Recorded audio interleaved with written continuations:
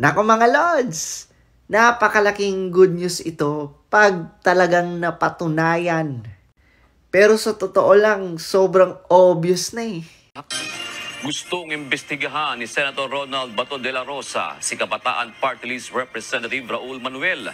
Ito'y matapos lumabas sa pagdinig sa Senado ang aligasyon mula sa ilang dating rebelde na miyembro umano ng Communist Party of the Philippines o CPP ang kongresista at recruiter din umano ng New People's Army. What does that make of Raul Manuel? He is a member of the Communist Party of the Philippines, but he is not a member of the New People's Army. Si Raul, hindi niya choice. Hindi niya choice mag-NPA. Pero, he's part the body na nagre-recruit for the NPA. Kaya pala tuwang-tuwa itong tao na ito nung sabi na pinaganahan lang sila na papasukin daw yung ICC. Tingnan natin ngayon, ikaw ang imbestigahan ko. Ikaw ang imbestigahan ko. I will do all my parliamentary powers to pin you down. Ikaw pala talaga ay membro ng Communist Party of the Philippines, which is the partido of the New People's Army who is trying to destroy this government.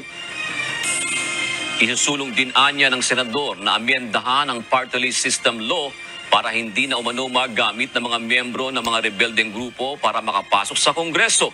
Sa isang pahayag, tinawag ng Kabataan Party List na sirang plaka at walang katotohanan ang mga paratang laban kay Representative Manuel.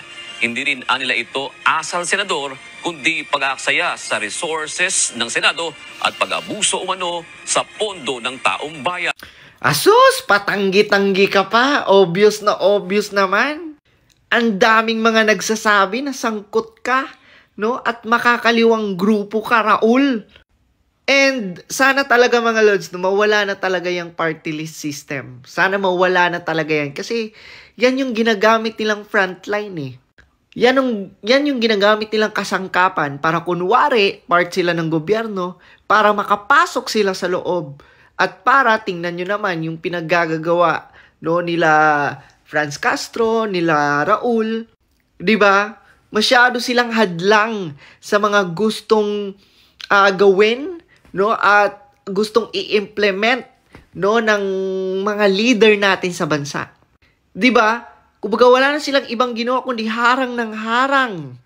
Lalo na pag ang pinag-uusapan na dito ay yung recruitment, 'di ba? Lalo na yung confidential funds ni VP Inday Sara. 'Di ba number 1 silang hadlang doon? 'Di ba number 1 silang talagang disagree doon? Kasi nga naman, 'di ba? Hindi na sila makakapag-recruit ng mga estudyante. Hindi na sila makakapagpa-brainwash, no?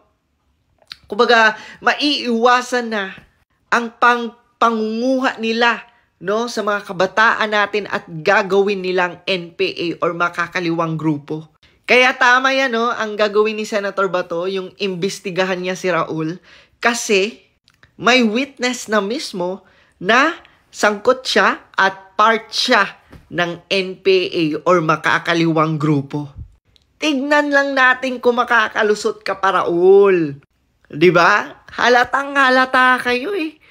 Dinideny nyo pa.